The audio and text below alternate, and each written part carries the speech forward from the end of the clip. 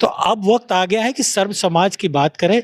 अब जात पात से रोजी रोटी नहीं मिलने वाला, रोजगार नहीं मिलने वाला है। धर्म ये कहता है कि निर्बल को बल देना, धर्म कहता है जो कमजोर है उसको मुख्य धारा में लाना। कुंभ नहाने नहीं जाएगा वो हिंदू नहीं होगा। पटना साहिब से रंजीत प्रभाकर उम्मीदवार होंगे। राजनीति मेरे लिए ब्रेड बटर नहीं होगा, राजनीति शुद्ध रूप से मेरे लिए सेवा का ही प्लेटफॉर्म हरा होगा। दीजिएगा इन्हें। हाँ बिल्कुल हरा देंगे, क्योंकि हराने वाला कोई अलग से बिरला कोई ऊपर से टपक के तो नहीं आता है। इसी धरती के लोग हैं, इसी सोच के। अब तो कोई संघर्ष का नेता तो बचा नहीं, एक आध नेता आप छोड़ सकते, लालू जी हैं या नीतीश कुमार जी हैं। देखिए, आशा होगी सरकार में खुशहाली आएगी पूरे बिहार में। आशा पार्टी जो है यही नारा के साथ पूरे बिहार में घूम रही है। नेता आरसीपी सिंह आज जो है पटना साहिब पहुंचे थे और जहां पे आयोजन किया गया कार्यकर्ता सम्मेलन था और कार्यकर्ता सम्मेलन में आरसीपी सिंह ने बहुत सारी बातें कही हैं। हमारे साथ आशा पार्टी के राष्ट्रीय उपाध्यक्ष और इस आयोजन के आयोजक रंजीत प्रभाकर जी हैं। सबसे पहले तो स्वागत है आपका। धन्यवाद। कार्यकर्ता सम्मेलन था या कुछ और था? देखिए, ये कार्यकर्ता सम्मेलन ही था, मगर इस कार्यक्रम के जरिए हम लोगों ने अपने पार्टी की, जो हमारी पार्टी का निर्माण हुआ है, ये ज़्यादा से ज़्यादा हम लोग कोशिश कर रहे हैं कि लोगों तक ये मैसेज पहुँचे जो हमारे पार्टी का सोच है, पार्टी का जो संदेश है। ये कार्यकर्ता सम्मेलन आप कह सकते हैं कि ये प्रचार, एक तरह का प्रचार भी था हमारा, कि लोगों तक हमारा पार्टी का जो विज़न है, हमारे नेता का जो विज़न है, वो लोगों तक पहुँचे। बहुत घोषणाएं की हैं आपके राष्ट्रीय अध्यक्ष ने। महिलाओं को लेकर के भी कई बातें कही हैं कि हमारी अगर सरकार आती है तो बेटियों को जो है एमए तक की पढ़ाई फ्री कर दी जाएगी। क्या कहिएगा इसके बारे में? देखिए, ये बात कहीं छिपी भी नहीं है कि पूर्व में जिस पार्टी के राष्ट्रीय अध्यक्ष ये रह चुके हैं, वहाँ जो कहते हैं कि 2005 और 10 के बीच का जो स्वर्णिम काल था, उनके पीछे उस योजना के पीछे कहीं ना कहीं बहुत बड़ा हाथ इनका भी था। इनकी अपनी भी एक विज़न, एक सोच थी, और ये शुरू से ही पिछड़े, अति पिछड़े और आदि आबादी के पक्षधार रहे हैं।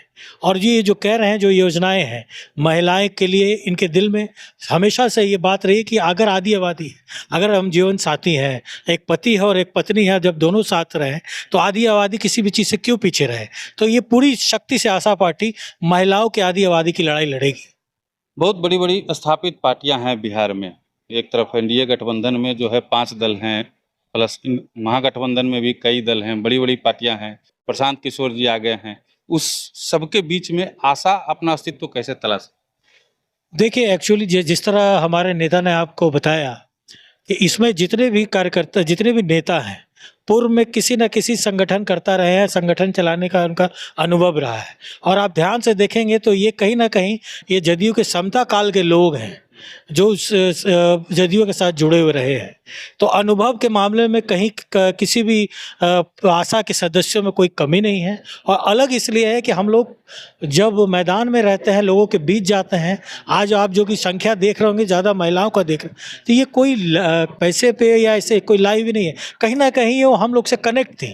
मैं इस क्षेत्र में रहता हूँ, समाज सेवा से जुड़ा हुआ हूँ, और कहीं ना कहीं लोग कभी किसी भी चीज़ में काम आता हूँ या हमसे जुड़ती हैं, तो ये कनेक्शन जो बना हुआ है ना हम लोगों का, कि वहाँ यही लोग मैसेज पहुंचाएंगे। और इस बात को मैं पुख्ता भी करता हूं और आपको यकीन दिलाता हूं कि जब आशा पार्टी में आएगी, आम पार्टी और पार्टी की बात नहीं जानता हूं, जिन पार्टियों के आपने ले ली जिसमें कुछ बड़ी पार्टी और एक नई पार्टी है, तो वो आज तक उनके मंच पे कोई प्रोमिनेंट चेहरा आपने देखा है? ऐसा कोई चेहरा आपको दिखा है कि जिसपे आप कह सकते हैं कि बात ये बात इन्होंने बात की कि सिर्फ बिहारियों का और युवाओं की बात की, मगर ये इनके प्रदेश अध्यक्ष को देख लीजिए, ये कहाँ से लेकर आए। उस प्रदेश अध्यक्ष की क्या जमीन पे क्या उनकी अस्तित्व रही होगी, क्योंकि वो विदेश मंत्री थे, वो विदेश में काम करते थे, और विदेश में जो काम करते थे, एम्बेसी में काम करते थे, उनका क्या काम होता है ये कार्य ये किसी से छुपा हुआ नहीं है। बिहार की राजनीति की जड़ में जातिवाद है। लगभग तमाम जातियों का कोई ना कोई अपना एक पर्सनल राजनीतिक दल है, और आपके नेता पूरे बिहार की बात करते हैं। जातिवाद को से कैसे लड़ पाएंगे आपके नेता? क्या विजन है? देखिए, जो आप वो बात बोल रही तो सत्य है, क्योंकि ये जातिवाद जो है जड़ में हमारे खून में कहीं ना कहीं घुसा हुआ है। अगर हम भी कहीं सोचते हैं कि भाई क्यों अगर है तो क्यों मेरी जाति का ही नेता क्यों ना हो। हर एक इंसान के अंदर ये एक बात एक ये सोच ये प्रवृत्ति बनी रहती है, मगर शुरुआत कहीं से तो करना होगा, क्योंकि करने से ही होगा। ये बात लोगों तक को समझानी होगी। जब हम सर्व समाज की बात करते हैं, क्योंकि जब हमको कोई वोट देता है तो एक समाज तो वोट देता नहीं है, वोट तो सभी समाज के लोग मिलकर देते हैं, तभी हमारी जीत होती है। तो अब वक्त आ गया है कि सर्व समाज की बात करें। अब जात पात से रोजी रोटी नहीं मिलने वाला, रोजगार नहीं मिलने वाला। आज आप देख रहे हैं कि ज़्यादातर राष्ट्र और धर्म पे राजनीति चल रही है, पूरी राजनीति। कोई रोजगार का मुद्दा नहीं है, कोई युवाओं का मुद्दा नहीं है, कोई महिलाओं का मुद्दा नहीं है।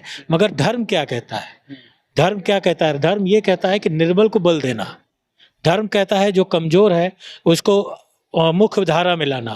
तो इन सोच के साथ आशा पार्टी चलेगी, और निश्चित ही देर होगा, तकलीफ होगी, कि कहते हैं ना कि संघर्ष में मित्र तुम हमेशा अनाथ हो।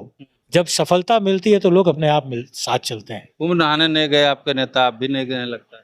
देखिए, कुंभ बेसिकली ये बात जब छन के आई कि जो कुंभ नहाने नहीं जाएगा वो हिंदू नहीं होगा, तो कहीं ना कहीं मैं कुंभ जब भी दिल्ली वगैरह मैं अक्सर गाड़ी से जाता हूँ तो मैं ये इंतज़ार नहीं करता हूँ कि कुंभ में संगम रुक कर इलाहाबाद नहा कर ही आगे बढ़ता हूँ। और कुंभ एक्चुअली बेसिकली क्या है कि एक कल्पवास जो नागा बाबा लोग आते हैं उन लोगों के लिए एक कल्पवास का घड़ी होता है। जो लोग नहाते हैं उसके बाद कुंभ बेसिकली उन लोगों के लिए है जो गृहस्थ लोग हैं। ठीक है, आप मानते हैं क्योंकि 10 साल से या 5 साल से 144 वर्ष का जो भ्रम फैलाया जा रहा है उस भ्रम में लोग आ गए, क्योंकि ये कुंभ तो नहीं, ये आयोजन लग रहा था। तो अंदर आत्मा ने गवाही नहीं दिया, क्योंकि मैं हर धर्म को सनातनी हूँ, हर धर्म को मानता हूँ। हिंदू राष्ट्र मेरा प्राथमिकता, मेरी राष्ट्र को कोई राष्ट्र और धर्म हमको नहीं सिखा सकता है ना। राष्ट्रीय उपाध्यक्ष हैं आप पार्टी के, 243 सीट है यहाँ विधानसभा में, सब पर तैयारी कर रहे हैं कि किसी के साथ गठबंधन में जाइए? देखिए, गठबंधन के लिए हमारे नेता ने सारे ऑप्शन खोल रखे हैं। अगर कहीं से ऑफर आता है तो ऑब्वियस है कि अगर हम किसी के साथ जाके लड़ेंगे तो और भी मजबूती मिलेगी हम लोगों को। वैसे तो सारे ऑप्शन उन्होंने कहा है कि जो मजबूत साथी जहाँ से इच्छा रखते हैं, जिनकी तैयारी है, जो इच्छा चुनाव लड़ना चाहते हैं, तो अवश्य हम उन विधानसभा में लड़ेंगे। पटना साहिब से रंजीत प्रभाकर उम्मीदवार होंगे? क्यों नहीं, इतने दिन से मैं राजनीति कर रहा हूँ। आगे राजनीति का लक्ष्य क्या होता है, मेरी भी महत्वाकांक्षा है, मगर राजनीति सेवा का एक बहुत बड़ा प्लेटफॉर्म है। क्योंकि मैं जहाँ तक रोजी रोटी की बात है, मैं एक संपन्न परिवार से हूँ, तो संपन्नता है कि राजनीति मेरे लिए ब्रेड बटर नहीं होगा। राजनीति शुद्ध रूप से मेरे लिए सेवा का ही प्लेटफॉर्म होगा, और मैं जब इस राजनीति में मुझे मौका मिलेगा तो मैं सेवा ही सिर्फ करूँगा। एनडीए के गढ़ में चुनौती दे रहे हैं? जब चुनौती नहीं होगी तो फिर लड़ाई लड़ने का मजा क्या है? आप हरा दीजिएगा? हाँ, बिल्कुल हरा देंगे, क्योंकि हराने वाला कोई अलग से बिरला, कोई ऊपर से टपक के तो नहीं आता है। इसी धरती के लोग हैं, इसी सोच के। अब तो कोई संघर्ष का नेता तो बचा नहीं। एक आध नेता आप छोड़ सकते, लालू जी हैं या नीतीश कुमार जी हैं। हमारे विधानसभा अध्यक्ष जो है, पुराना उनका एक्सपीरियंस रहा है, पार्टी के प्रति उनका समर्पण रहा है। हम लोग बहुत इज्जत मान सम्मान करते हैं, क्योंकि राजनीति हम लोगों ने उनको देख कर सीखा है। मगर आज रीजन विजन की है। आज राजनीति जो है विजन का है, जिसके पास विजन है, उसके बाद दूरदर्शी है, वही आगे। आप देख रहे हैं कि मीडिया के थ्रू भी आप आज लोग प्रधानमंत्री बन बैठे हैं, तो लड़ाई क्यों नहीं लड़ सकते हैं? चलिए, रंजीत प्रभाकर जी को सुन रहे थे आप। पटना साहिब से ताल ठोक रहे हैं और कह रहे हैं कि कोई भी हो उसको हरा के भेजेंगे।